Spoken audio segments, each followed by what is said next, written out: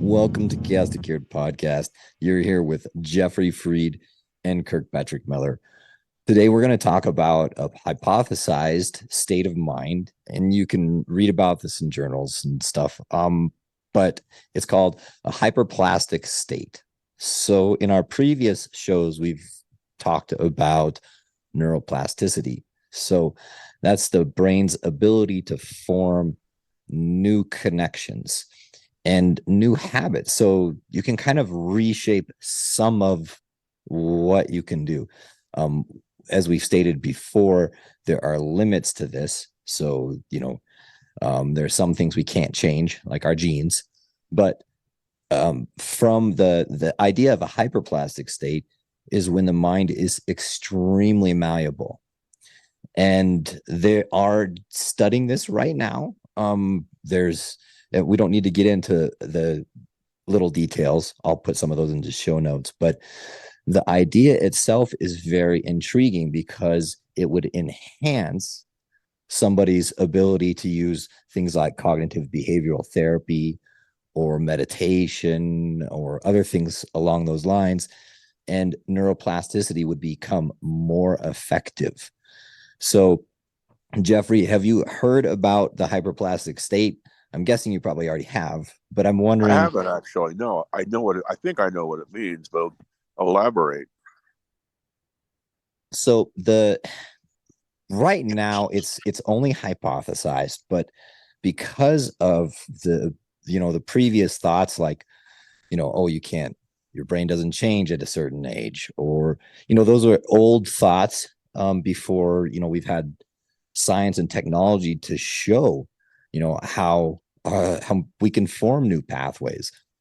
Yeah, So let me add something to that because now I know what you're talking about. go for it. Yeah, I know that there was a feeling amongst experts that you were born with a certain IQ, a certain behavior, and you had to live within those confines because you can't change. Now that is old, and the pendulum in a lot of ways has swung too far the other way. That we have infinite plasticity and that we can literally create or recreate our brains. And that's not true either. Like, like most things, it's action, reaction, and each side goes too far. However, it is very, very obvious that you can change behavior and that you can mold people's brains. They can mold their own brains because there's a lot of plasticity. Like, I don't think you can, if you're born a visual, spatial, right hemisphere artist type person, that you can become a bean counter. But there are ways to make it so that, okay, you can't be an accountant. You wouldn't be too happy with that job. However, you can certainly do some sequential auditory things if you train yourself. Can change hemisphericity, but there's a lot of wiggle room in there, and you can definitely influence. And yet, if you really had control, if you were homeschooling and the kid you're working with isn't really going to any real outside activities, you can totally make that person um, pretty different. And that's what people who join cults will say too. That's plasticity. It's probably not positive, but it's plasticity, and you have a lot of wiggle room in there, to use that phrase again. And all you need to do is practice some of your weaknesses, um, be cognizant of ways that you can do it differently using your strengths, and realize that you're not trapped. It is that's a fallacy. I don't think too many people believe that you're trapped anymore.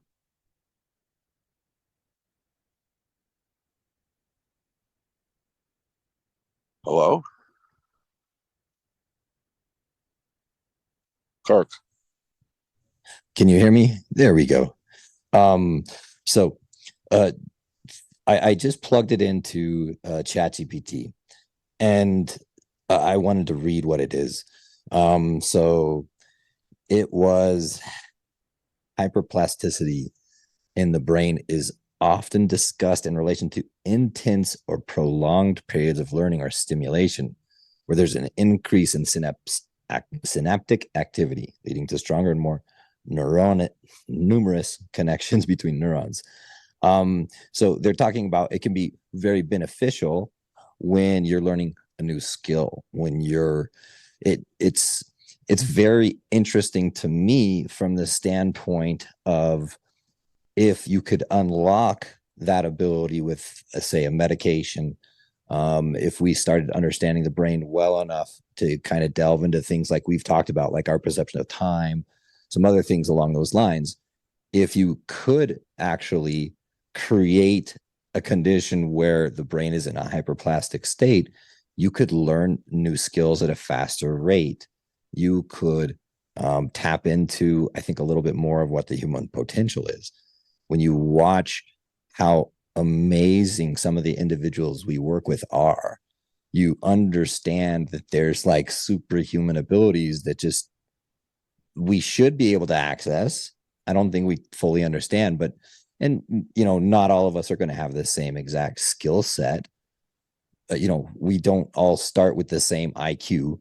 So there's, some limits to, where we can go. Actually, I don't want to ever say that. I don't No, I wouldn't say that at all, Kirk. I don't like limits. So do you get where I'm saying or get Yeah. what the idea is? Go from there. I want to throw something else too, which adds to your believability with that. IQ scores were thought to be fixed. You're born with a certain number. When I was growing up, for sure, if you had 117 IQ, that was a good IQ. And you could probably become a doctor or something like that, but you'd have to study hard. That is complete crap. I know IQ tests. I've studied the WISC, I've studied the Stanford Binet, and I've trained some of my students to score higher. I have activities which can work on those weaknesses that they have and make them strengths. So if you can do that, by definition, it is not a test of potential. It's definitely affected by everything, including your education, how good or bad it is, and the way you're treated. The people that I work with freeze on tests, and they're going to freeze on IQ test score as well.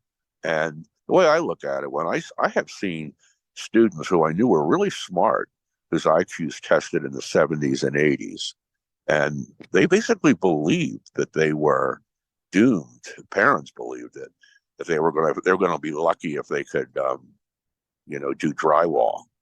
And the reality is they've achieved every one of them has achieved stuff that they shouldn't be able to achieve with that type of an IQ. So if you can train somebody to do really well and raise their IQ score 20 or 30 points, then you can do a lot of other things by definition. It's changing. And I guess the times that you're most plastic, I know it's like when you're between 1 and 5, that's the most plasticity you're ever going to have.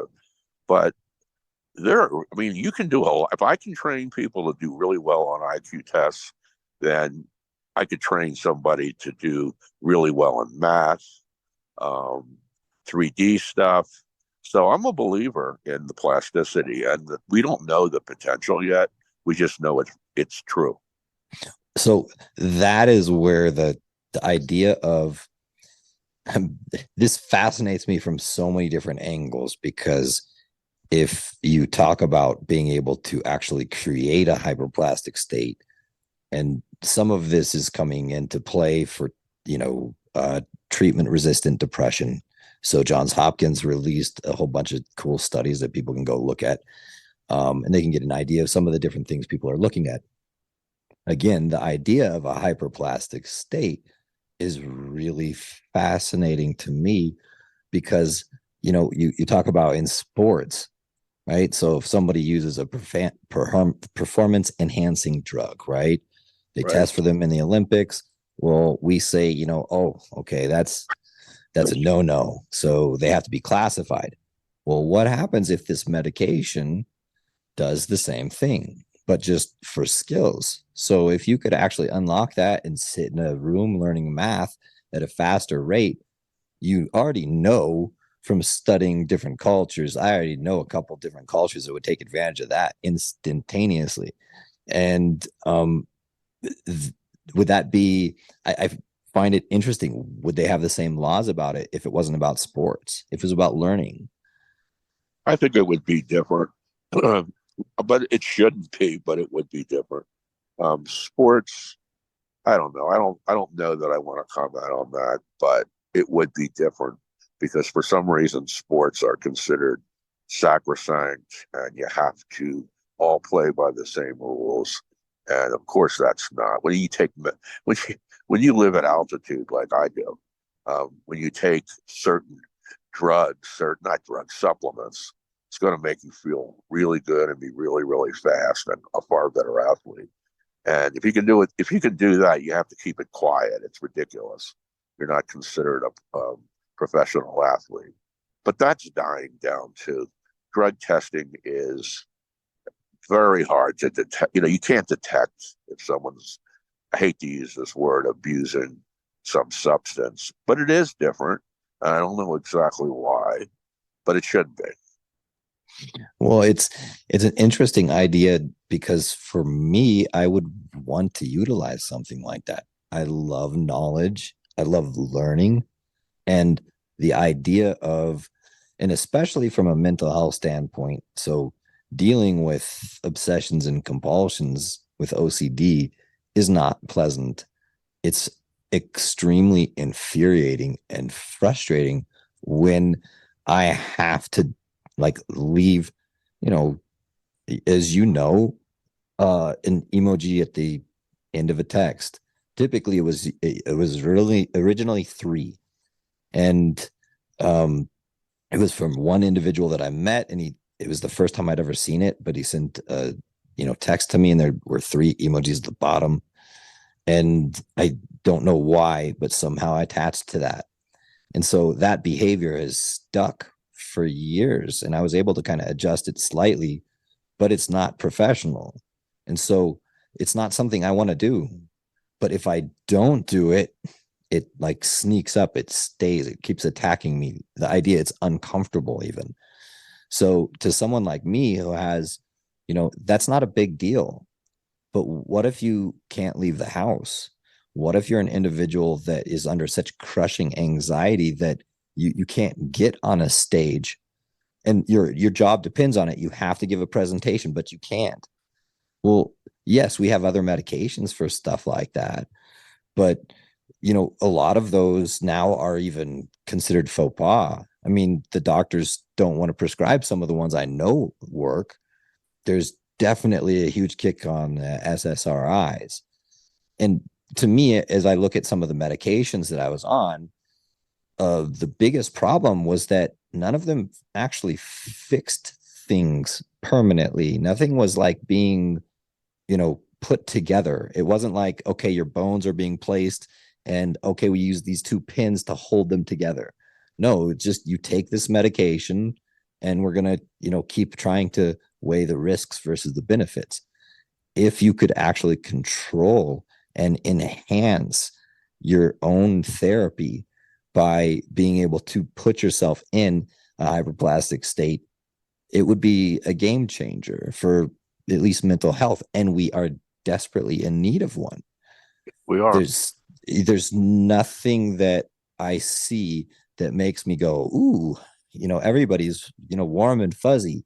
You see aggression, impatience, definitely impulsivity.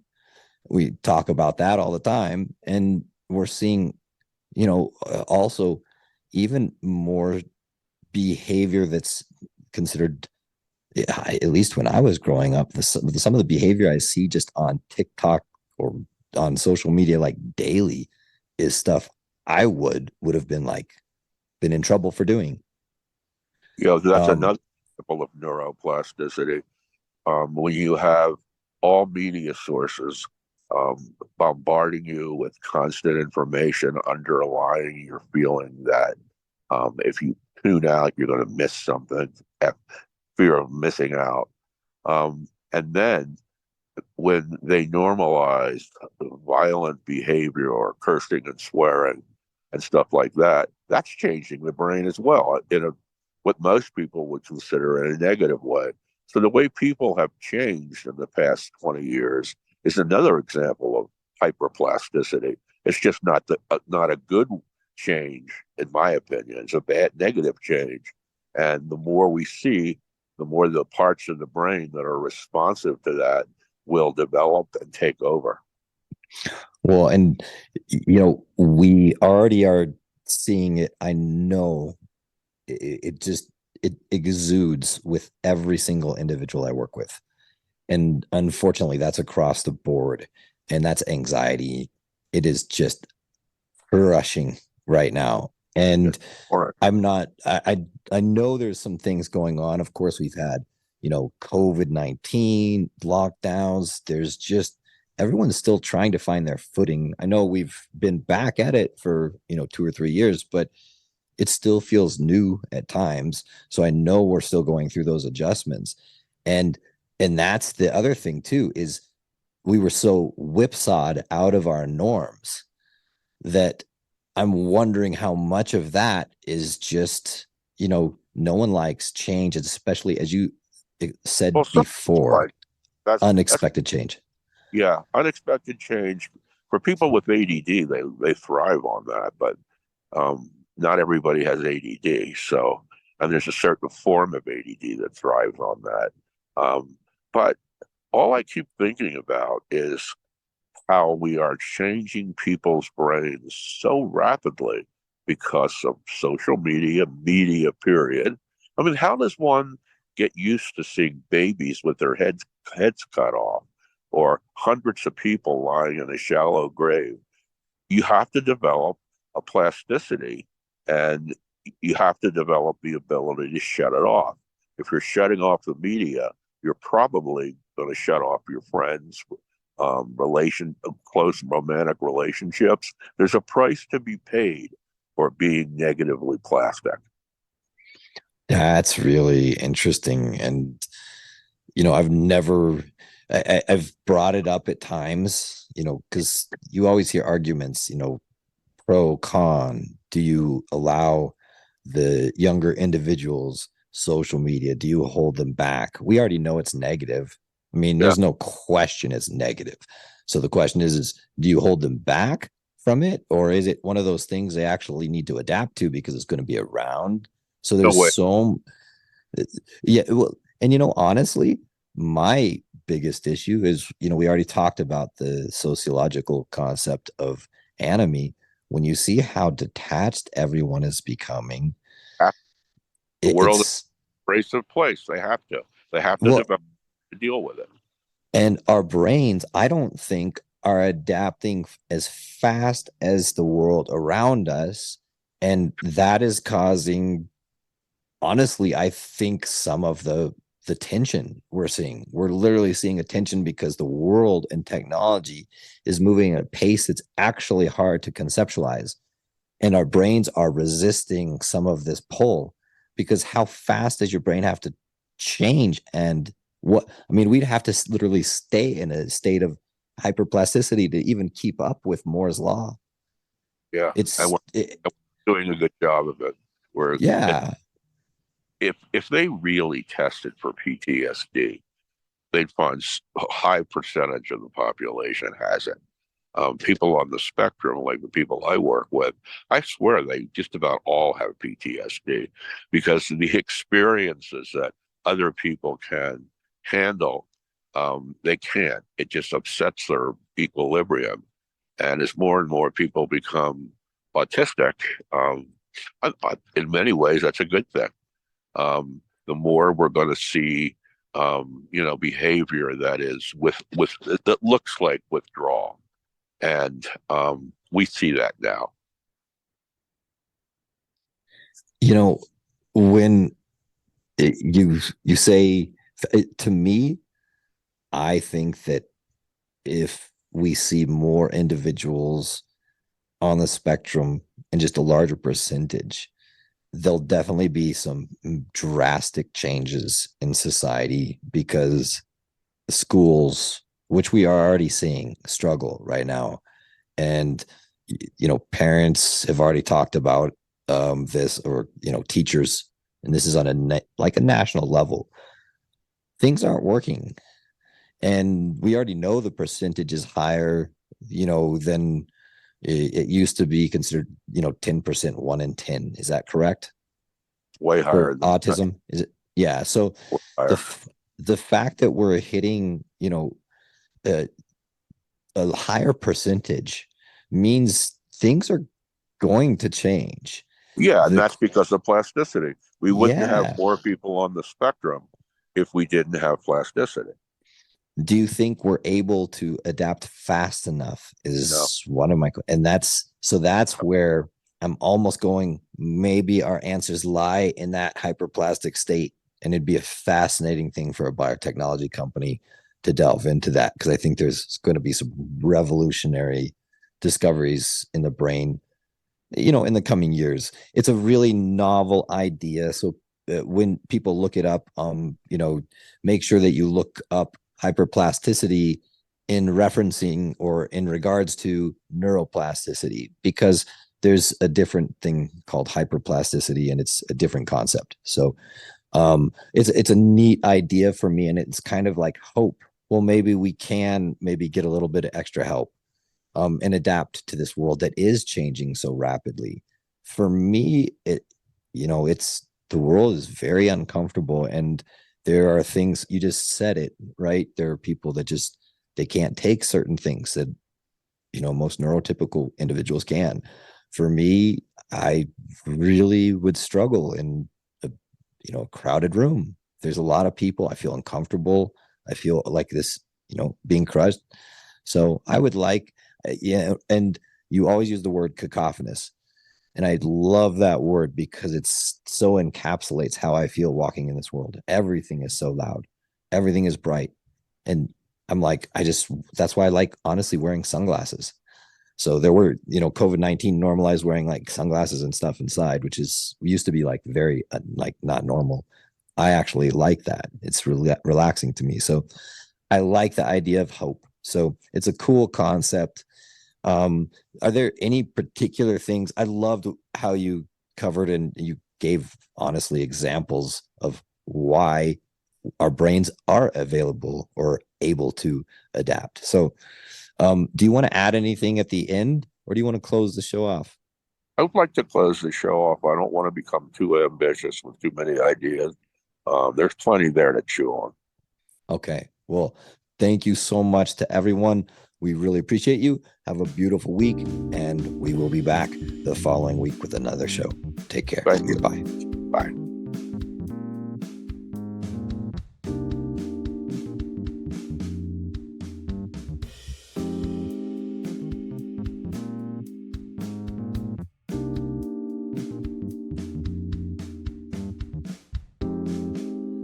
Thank you so much for listening to Chaos2Cured podcast. If you enjoyed the show, please share it with everyone you know, and definitely like, follow, and subscribe. Certainly leave a comment if you'd like. Let us know what you'd like us to talk about the next time. Also, in our show notes, there should be direct links where you can follow us on our social media, as well as reach out to us directly. Thanks again, and have a great day.